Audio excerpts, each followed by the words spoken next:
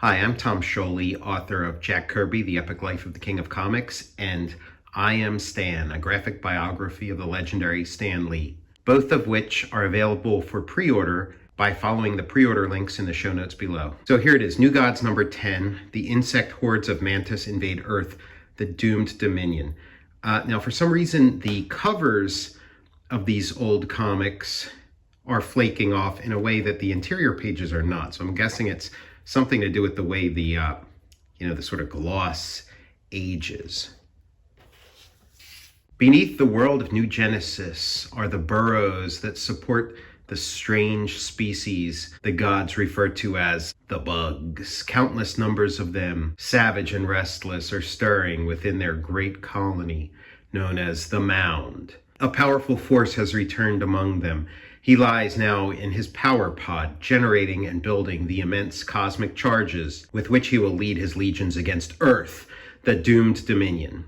So right off the bat, we have a part 2 of a really great two-parter. Left us with a really nice cliffhanger, great lettering, Earth, the doomed dominion. And then just this, really nice splash page. I like how it's contained, how it's, almost a square, and then all this verbiage with a thick border, just beautiful design work. Those little touches that like Mike Royer brings to his inking jobs. See the forces that flash from the power pod. They're part of great Mantis himself. With such a leader, how can we fail? Yeah, you have, just one of these great little, Kirby armies of these, bug creatures, each with their own unique armor. And then you have Mantis's coffin, his cocoon, this power pod, which we saw in issue 2 of the Forever People. And then bam, another amazing double page splash, lifting the lid off of the coffin. It almost mirrors Jack Kirby's portfolio, the cover to his the Kirby portfolio with all the sort of Vikings and stuff. Mantis is ready. Bonesaw is ready. Prepare for the great destiny which awaits us. Prepare to leave the world where fear stalks you. So Mantis awakens, and very different from the way he's awakened in issue 2 of Forever People. In issue 2 of Forever People, Darkseid awakens him before he's had time to fully charge up, and he's very angry and wants to just go back to sleep. But here he's had ample time. This is Mantis at his full charge. So will the New Gods be able to stop a fully charged Mantis when Infinity Man had to struggle just to defeat a partially charged one? We go to Earth, and there Mantis will make you the masters. There you shall rule instead of run. We hear you, O Mantis. Hear further. Hear now, this war between Apocalypse and New Genesis will end with victory. For us, we know, Mantis. Great Darkseid of Apocalypse is our ally, and when he wins this war, we win. Yes, you win. Powers such as he's given Mantis. Each of you will rule a part of the Earth with these powers. Now follow me, follow Mantis to war, to Earth, to victory. So yeah, this legion of giant insect men is coming to Earth, and they're being led with empty, hollow promises from a representative of Darkseid, a sort of cosmic pyramid scheme. But on Earth, a lone intruder from the bug world roams the streets of Metropolis in search of someone he fears, but must approach. Only Forager knows of the impending invasion. Only he can sound the warning. But at the moment, he is lonely, hungry, and a pitiful pawn in the mammoth war of the New Gods. And here he is, Jack Kirby's Spider-Man, Jack Kirby's young teenage insect-powered super character, even though, yes, a spider is not technically an insect. The Earth folk are as touchy about their food stocks as those who rule New Genesis. They pursue me like angered demons. Police, stop that little thief. So again, he's got a hard scrabble life. He's got to steal for food. It's a very, sympathetic situation. Edited, written, and drawn by Jack Kirby, inked with razzle dazzle by Mike Royer. And there's a little bit of comedy. He's being chased by, Chef Boyardee. The guy's throwing a rolling pin at him. Rolling pins are usually just, props for comedy. And, Forager looking great there. And he's winding and whipping his way through the city. Metropolis is a new setting for him. This car is about to crash into him. He jumps up on the roof, and yeah, he's got the powers of a bug. And he's being chased. He's jumping, springing, walking up a wall. And yeah, Jack Kirby was, he was setting up shop at DC, and he's creating his own superhero universe. He left behind the superhero universe he created or co-created at Marvel, and now he's got to create a new one from whole cloth, and pretty fast if he wants to compete. And so he's already got his Spider-Man. We didn't get to see very much of Jack Kirby's Spider-Man. He did a couple issues here and there, but again, we didn't get to see like the full Kirby vision for Spider-Man. So this is an alternate view of what that might have possibly been like. So Forager is doing the same stuff he was doing the previous issue, stealing food to live, and he's sitting on top of this building, chowing down, and then a police helicopter comes up and they throw out a net. He dodges for a little, but gets eventually caught. So it is also interesting that with Kirby's quasi Spider-Man that a sort of spider net shows up in it, even though it's not part of his power set. And all of the visual elements are there, even if they're not exactly in the same configuration that they are in the Marvel version. Now we get Dave Lincoln dealing with the sort of internal politics of the police department of Metropolis, trying to untangle the legal mess that this war of two opposing sets of new gods in the city of Metropolis, what kind of mess that would make, and he has to deal with it. And now we have J. Mason Hartwell, the DA, giving Dave Lincoln a hard time, much like Dan Turpin was in previous issues. So this is one of the guys we're going to have to deal with if this series didn't get canceled one issue later. That Dave Lincoln's trying to explain to him that, look, not all super weirdies are created equal. There's actually good guys and bad guys, and that differentiation is important. That the bad guys are here to destroy our world, and the good guys are here to help us, and you need to make that distinction, or else we're not going to survive this. And then one of the good guys shows up, and he sure doesn't look like a good guy. Talking about this secret war. The next battle may make this a very visible war, DA, and believe me, it'll be like nothing you ever saw. And we're sort of done with the handsome Orion. Now that the cat's out of the bag, we're seeing the sort of dog of war with the dog meat face. And we get like a little more comedy, a little more vaudeville as these two guys are having their little conversation, and then a boom tube erupts behind them, and they go heading for the hills. And who pokes his head out of the boom tube? Earth. I still think the boom tube is just such a great setup that like you can have some new bad guy or good guy just sort of pop out from this thing whenever you need it. It waits to be conquered. Follow Mantis. Follow Mantis. Follow Mantis. So we have a great setup. These bugs just pouring out into the city. I can understand your confusion, but I'm counting on your joining us against a savage enemy. You'll meet him soon. Darkseid of Apocalypse is far from being shy, and his allies serve him for one purpose: domination of all living things. Is that so? Well, that's your story. When I run into this Darkseid, I'll get his story. Until then, the word of Light Ray and Orion must be your guide. Heed us and stay alive. Mr. Hartwell, it's beginning to rain weirdies. We've bagged another one, a teen type. Whatever happened to the classifiable cases like homicide, armed robbery? Okay, let's have a look at this new one. Ha! It's a bug. You've caught yourself a lowly bug. We've yet to see one this big or troublesome. You're of New Genesis. Can you be Orion? And so, we saw the powers that be on New Genesis, the way they regard the bug with sort of, a genocidal hatred. And now we're seeing our heroes, and, okay, maybe their attitude will be different, more enlightened. But no, Orion's very dismissive of this, of Forager, just a bug, a lowly bug. Orion's part of the problem. Fan out, smother this city with your numbers. Let this invasion be swift and total. And so, yeah, they're taking over. Mantis is demonstrating his power. I mean, I love seeing this with all this Royer inking, but, you know, maybe the inking is the difference. It doesn't seem as threatening as when Mantis's powers were rendered by the inks of Vinnie Coletta. Also, maybe like, you know, when Orion fought Calabac and when Infinity Man fought Mantis, it was in the dark of night. It was these dark, very moody, very oppressive images. And the fact that this attack seems to be taking place in daylight makes it seem like a little more sort of like weak sauce compared to what we've seen previously. But the battle's on.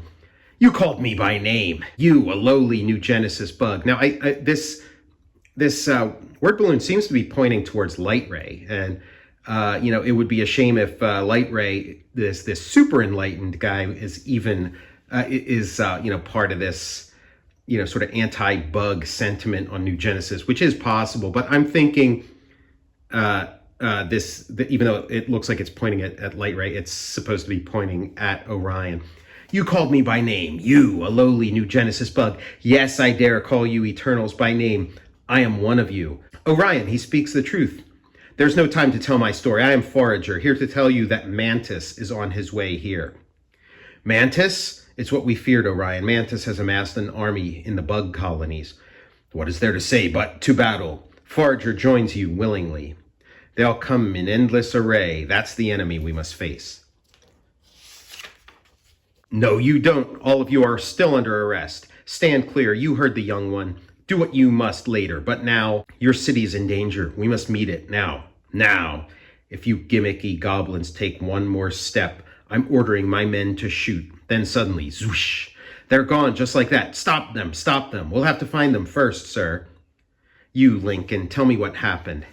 How did your pals make their getaway? My guess is that Light Ray worked it. He travels at the speed of light, you know, maybe even faster. Don't waste time stewing around it, Hartwell. They weren't kidding. This town is in for trouble. You'll pay for this, Seamus. If I don't get your friends, I'll get you. So now this sort of unfriendly relationship between the police force and, you know, the new gods is being ratcheted up. Now, you know, next time Orion runs into these guys, they might have guns blazing. If the comic doesn't get canceled within an issue. And so now they show up, and we've seen kind of similar sort of things of, like, you know, Thor, Sif, and Balder fighting, you know, the forces of Loki in Manhattan in old issues of Thor. But I don't know, it feels a little more, you know, cutting edge, a little more fun here. Look at that. That's a great composition. This is a great, you know, just really great stuff. I hear that little canted Dutch angle that continues to hear. I hear them, Light Ray. You computed correctly. They'll attack from here. Mantis leads them. The fight will be fierce, but victory or defeat will depend on how we deal with his legions. And now they're sort of hanging back. Mantis flies by, and then they reveal themselves, and Forager is squaring off with the bug army while Orion is you know, going in for the kill, you know, snagging Mantis by the face. Death to Mantis and Darkseid. Attack! It's Orion and Forager. And this is exactly the kind of stuff that Orion's always looking for. He's looking for a fight. You know, let me get my hands on Darkseid. Let me get my hands on the enemy and you know, bend them into a pretzel. We have an ad for The Demon, the comic that's going to replace New Gods and Forever People. New Gods and Forever People, along with Commandy, Last Boy on Earth. And now look at this. We get a great splash page. And as above, so below. We have the two, you know, mega wattage powered New Gods, Orion, and the heavyweights, Orion and Mantis, squaring off. And then down below, Forager is fending off this bug army. The entire city is then witness to a battle of titans. Fierce gods lashing out in terrible fury. Get Forager, pull him down. So, I mean, if you just think about the splash pages of this issue, just, you know, really great stuff. I mean, that's a really nice image right there, you know, definitely poster worthy. And the fight's going on. Forager is, you know, proving his mettle, fighting and fighting. But Light Ray has the outsider perspective. He's always thinking outside the box, while Orion is always getting, pulled into these little traps, and if he's not careful, it'll be his undoing. We can't hope to hold off such overwhelming force by sheer might. There must be another way. Light Ray, the planner, has defined the nature of the fight. His mind reaches for a key to victory. The weapon is myself. Its power is here. What in tarnation? In the name of New Genesis, I greet you and ask your good services. Are you part of what's going on out there? The city sounds like it's gone mad. Then the sounds created here may cure it. This research object looks advanced enough to transmit my given frequency. Sound as well as heat can be transmitted along a laser beam. There's a cosmic sound you'll never hear, but you shall transmit it along a beam you'll never see. But why should we listen to? Your city is at stake. Without my help it perishes, as will great warriors in the cause of man. Do as I say. Light Ray's got his little side quest he's on. They're everywhere, on our buildings, in our streets. There's no telling what'll happen. Start the sonic transmitter and hope that we're on the right side. I'll smash you as the bug you are, Mantis. That's pretty cool, picking up that giant piece of the building. Mantis can retaliate, Orion. Orion is off balance. Rush him. Too late. You should have chosen a less experienced adversary. My lance! Help me. Orion's got the strength of a giant. Get him. Back, back. Orion's about to toss him at us. For all your fierceness, Orion, you will fail. We are too many for you. Soon you'll weaken, and then... But then the sound comes. The sound only the bugs can hear. What? Ugh. And so they're covering their ears. They're hearing some awful sound, sort of like these, bug zappers or whatever. What strange thing is this? Some unseen force has invaded their minds. Mantis and his army seem bereft of reason. Perhaps this is Light Ray's doing. He was not among us during the battle. My guess is that he was busy elsewhere on work of his own. I think you're right, Forager. There's the planner now. Using his own light force as a laser beam, Light Ray projects the lethal frequency transmitted to him by the experimental laboratory. Mantis and his legions create a boom tube and plunge into it, leaving Earth unconquered. So they run back into the boom tube, thanks to Light Ray's quick thinking. And so ends the dream of power which drove Mantis to his madness. Hail, Light Ray, I take it that your brain has proven equal to our brawn. Forager salutes you as well. From what I understand, partway through the creation of this issue, Jack Kirby kind of got word from, Carmine Infantino that they weren't happy with the sales figures, and they felt that the comic needed some adjustments, that it was just too complicated for the little kids who make up most of the audience for comic books at the time to follow, even though the older kids and college kids and servicemen and young adults were super into this series.